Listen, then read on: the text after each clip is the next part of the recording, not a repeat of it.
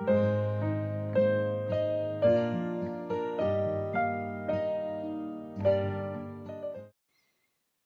à tous et bienvenue sur ma chaîne Les Arts de Marie. Alors aujourd'hui je vous propose un contenu un petit peu différent. On a tous, je pense, le même souci, c'est que on achète des collections, on fait un projet, 2 projets, 3 projets avec, et ensuite on se retrouve avec des pochettes, avec des petits bouts de papier, des chutes, comme on les appelle. Et ces bouts de papier sont encore très jolis, très utiles bien évidemment, mais en fait on n'en fait plus rien parce que la plupart du temps on passe à une nouvelle collection. Donc ce que je vous propose aujourd'hui, c'est de m'accompagner dans un petit challenge. J'avais acheté cette collection de papier sur Alice au Pays des Merveilles, de la collection Stamperia. Et ce que j'aimerais commencer aujourd'hui, alors évidemment ce ne sera pas en une seule vidéo, ce serait d'aller au bout de ce pack. Donc j'ai sorti évidemment ce qui me reste de la collection de papier. Tous les petits bouts, toutes les petites cartes, voilà tous les petits morceaux qui me restent. J'ai également déjà préparé évidemment pas mal de structures. Donc j'ai une structure par exemple ici pour les blocs-notes façon A6. J'ai également sorti des petites cartes à décorer. Donc ça sera pour utiliser les plus petits bouts, les plus petites chutes.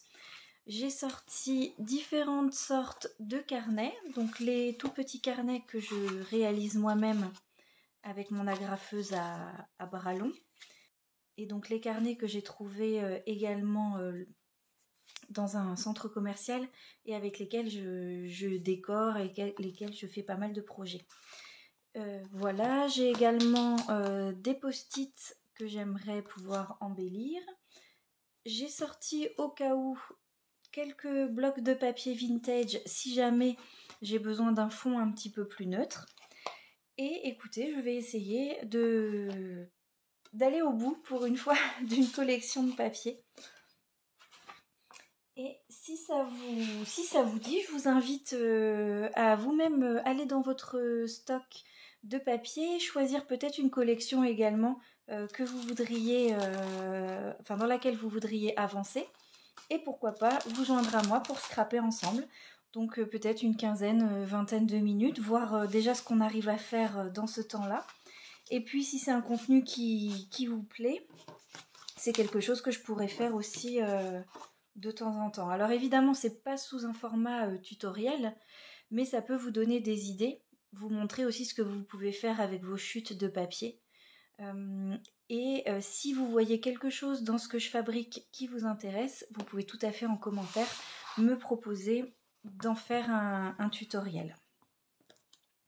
Donc je vais déjà commencer avec ce projet, donc je l'ai un peu prédécoupé pour aller quand même plus vite. Donc c'est un papier de cette collection. Vous voyez, j'ai quelques découpes, mais j'ai également pris d'autres papiers de couleur, tout simplement parce que soit je n'avais plus assez de grandes feuilles dans la collection d'Alice au Pays des Merveilles, soit c'est vrai que c'est un peu des fois trop chargé, et à ce compte-là, je viens rajouter d'autres papiers.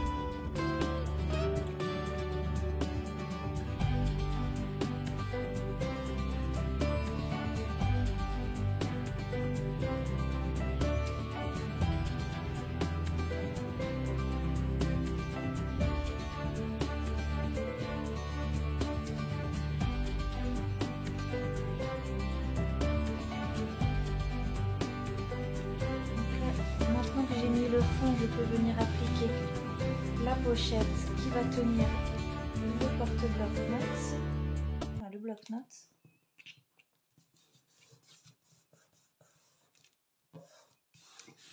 Bien sûr, il faut bien attendre quand même que ça sèche hein, avant d'essayer de mettre le bloc-notes dedans. Et je vais le décorer avec ce papier. C'est vrai que j'ai fait un album l'année dernière avec le papier Alice, un mini-album qui était magnifique. J'ai pas pensé à le photographier avant de le vendre malheureusement, donc j'ai pas de quoi vous montrer à quoi il ressemblait. Mais c'est vrai qu'il me reste tous ces beaux papiers et c'est un petit peu bête de rien en faire.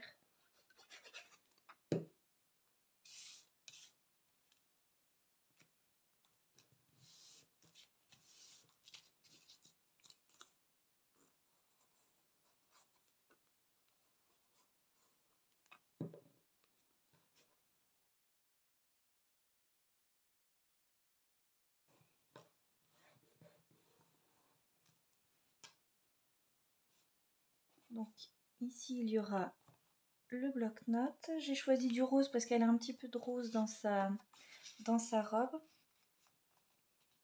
Alors ça c'est l'entrée, c'est celui-là qui ira là. Et ça rappelle, je trouve bien, les notes, les tons de ce petit tag que je vais laisser dedans.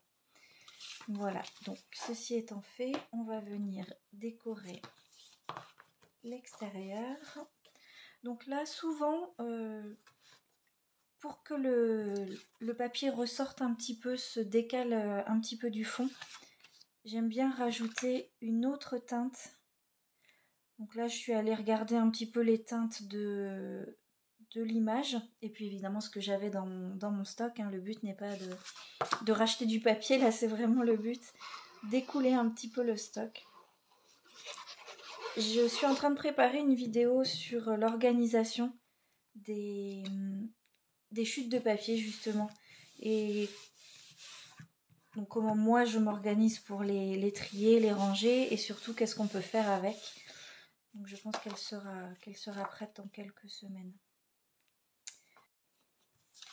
Je pense que je vais surélever un petit peu. Alors je sais pas si vous êtes comme moi, mais j'ai toujours mal au cœur quand je recouvre un beau papier comme ça. Mais bon, malheureusement, on ne peut pas toujours tout utiliser. Il faut choisir.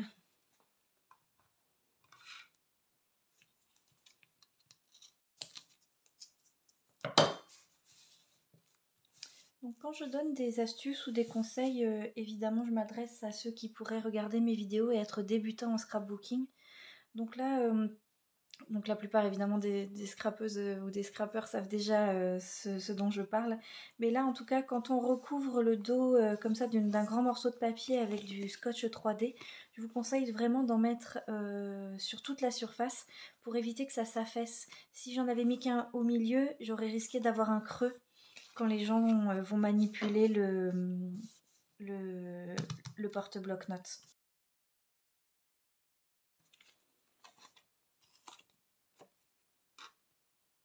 Donc là, je mets juste une petite pointe de colle pour être sûr que dans le temps, ça ne bouge pas. Voilà, donc on a notre première petite création terminée. Donc avec un petit tag et le bloc-notes réutilisable.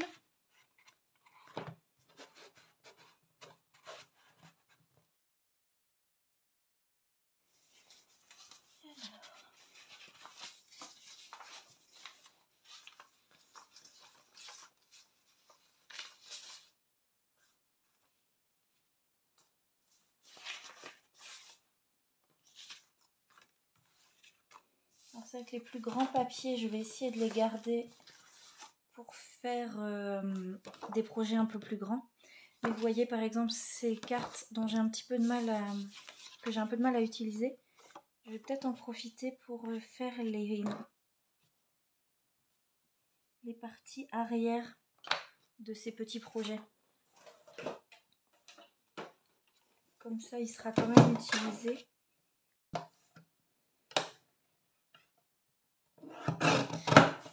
Donc il est possible que je fasse certaines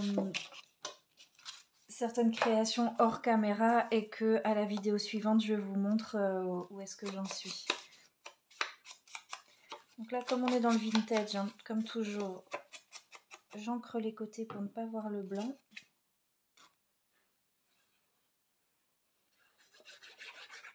Donc là, je fais déjà mon extérieur.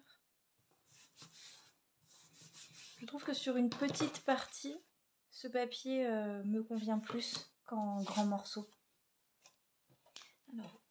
Alors, hors caméra, j'ai pris le temps en fait de trier un peu le papier, parce que là, je les avais sortis tels quels de la pochette.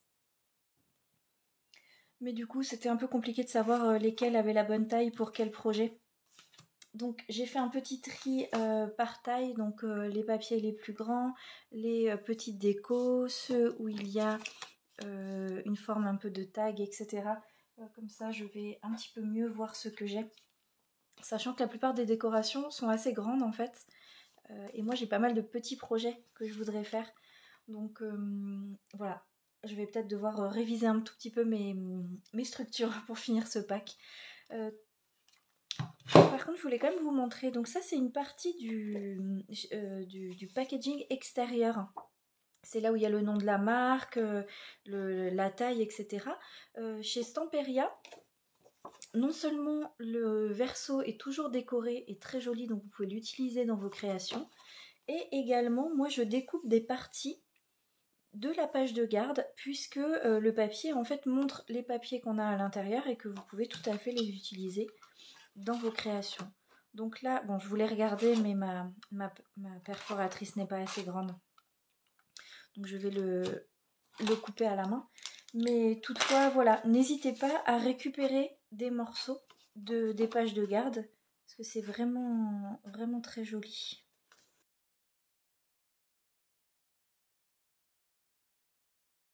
Donc là, il me reste à trouver un papier à mettre en dessous.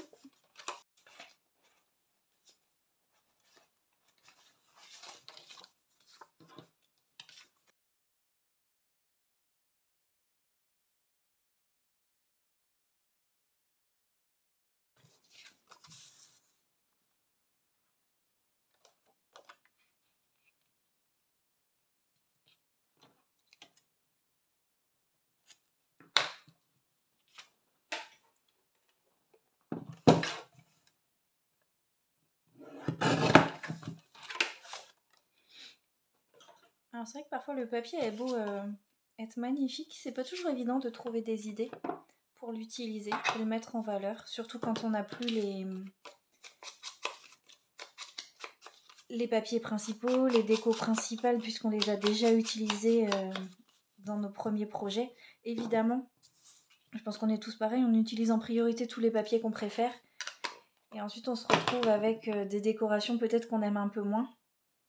Mais c'est vrai que c'est vraiment un défi que j'aimerais me lancer, un challenge que j'aimerais me lancer pour cette année. C'est d'aller au bout de mes collections.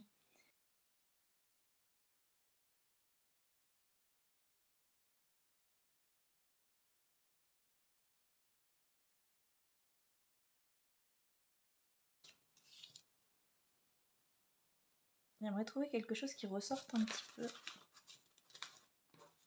Pour pas que ce soit trop fade. Et après, on peut toujours venir ajouter des petits bouts de couleur en plus.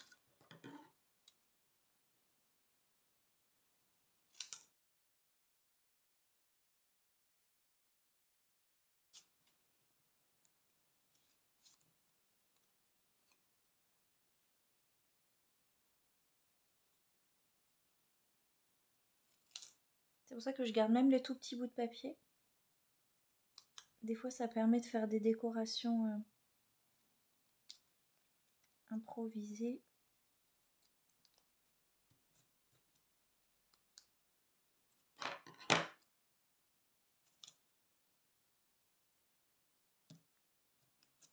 Peut-être un petit peu encore trop grand.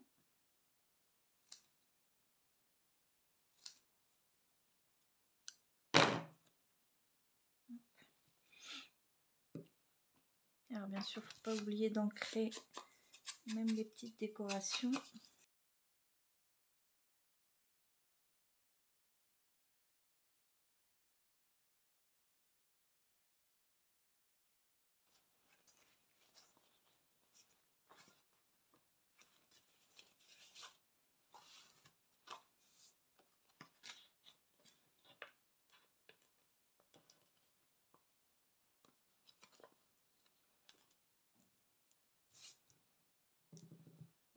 C'est vraiment juste pour ajouter un petit peu de texture, un peu de brillance. Je vais remplacer les bandes.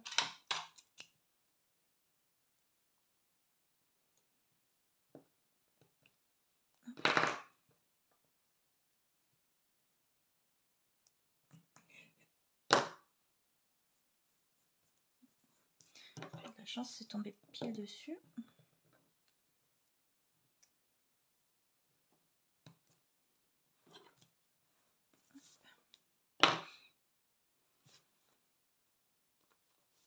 Donc ces petites bandes décorées là, brillantes, je ne sais pas si vous connaissez. Donc j'en ai pas encore beaucoup, j'espère pouvoir améliorer ma collection d'ici peu. C'est des bandes de papier décorées que je trouve en Angleterre chez Love from Lizzie. Je vous mettrai en barre d'infos son site internet si ça vous intéresse. Ça rajoute vraiment du brillant, c'est sympa. On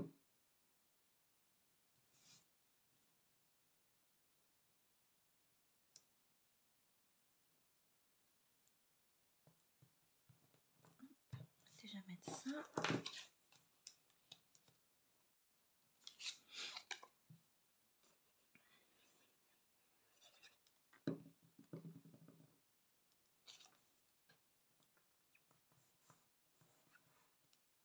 C'est vrai que je pourrais aussi peut-être faire un junk journal avec mes restes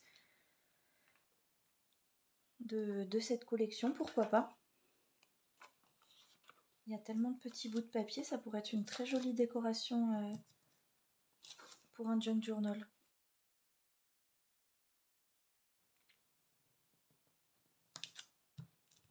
Hop. J'aime assez bien ce papier, il a la bonne taille. Donc on va le mettre là.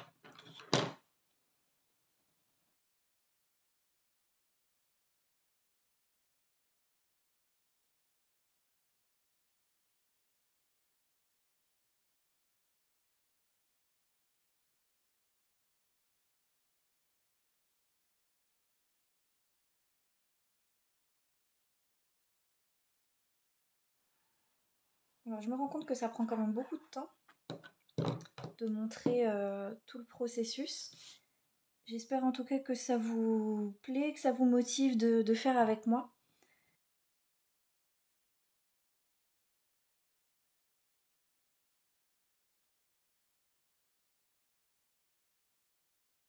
Et j'espère que ça vous donne des idées aussi pour utiliser vos fins de collection. Voilà, donc du coup, on a ce petit porte-post-it de réaliser. Bon, ça en fait que 2. La vidéo doit être déjà assez longue. Je vais toutefois juste voilà, faire un dernier petit projet avec vous. Alors peut-être pas un carnet, mais peut-être pour vous montrer une petite carte, tout simplement. Donc là pour les petites cartes, soit vous pouvez évidemment trouver un fond directement comme celui-ci par exemple, qui est très joli. D'ailleurs c'est une bonne idée. Hop. Mais vous pouvez aussi venir ajouter des détails, faire comme un mini assemblage. Là je vais essayer de trouver dans les papiers les plus petits que j'ai. J'aime bien celui-là aussi. Ouais. Ça me plaît beaucoup.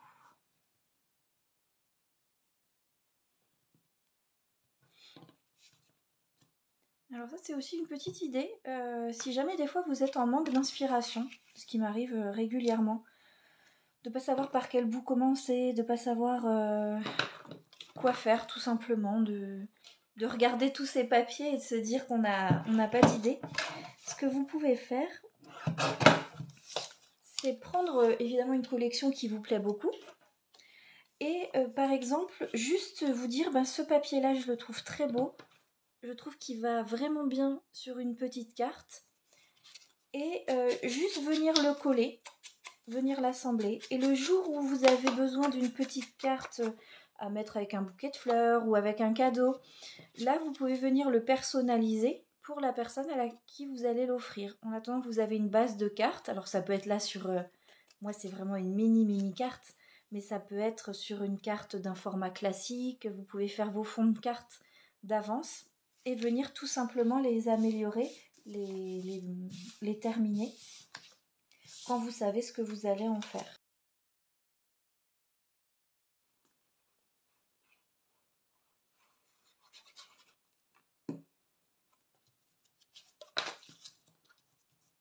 Donc là, je vais déjà coller ceci.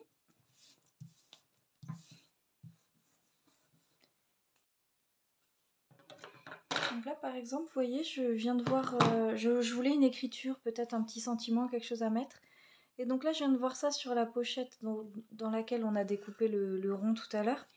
Et c'est juste marqué, est-ce que vous aimeriez une aventure maintenant ou est-ce qu'on devrait avoir notre thé d'abord? Et je trouve ça trop mignon.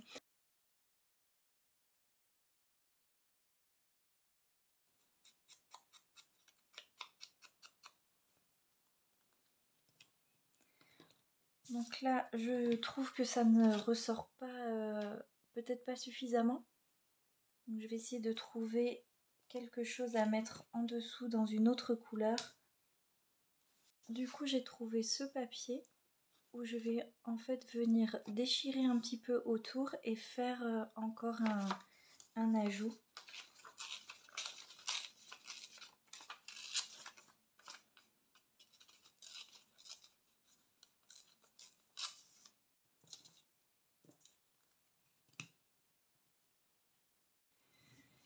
Voilà, donc j'ai également sorti tout à l'heure des petits papillons comme ceci. Et là, je pense que ça pourrait être sympa, effectivement, comme c'est un peu transparent, de le rajouter dans l'angle de la petite carte. Voilà, donc je vais coller comme ceci déjà le papier. Celui-ci, je vais le mettre en 3D pour qu'il ressorte un peu plus. Alors ce qui est fou, c'est que pour faire 2-3 petits projets, le bazar qu'on arrive à mettre, j'arrête pas de ressortir des trucs.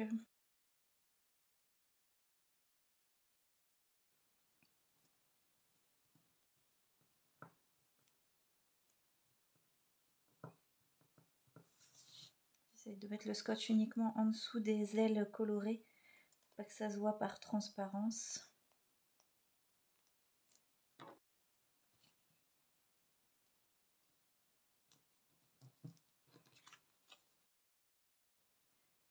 Voilà, donc pour rappel, sur cette vidéo, nous avons réalisé ce porte-bloc-notes avec un tag et un bloc-notes A6 réutilisable puisqu'on l'a mis dans une pochette. Voilà. On a également réalisé la décoration de ce porte-post-it. Tout ça avec les chutes donc de Stamperia, la collection Alice au Pays des Merveilles. Et enfin, cette petite mini-carte, donc dans la même collection. Voilà, j'espère que cette vidéo vous aura plu. Je vais en refaire, je pense, hors caméra que je vous montrerai la prochaine fois. Et j'essaierai de trouver d'autres structures pour vous montrer encore d'autres manières d'utiliser vos fins de collection sur d'autres supports. Je vous souhaite une belle semaine créative et je vous dis à bientôt dans une nouvelle vidéo.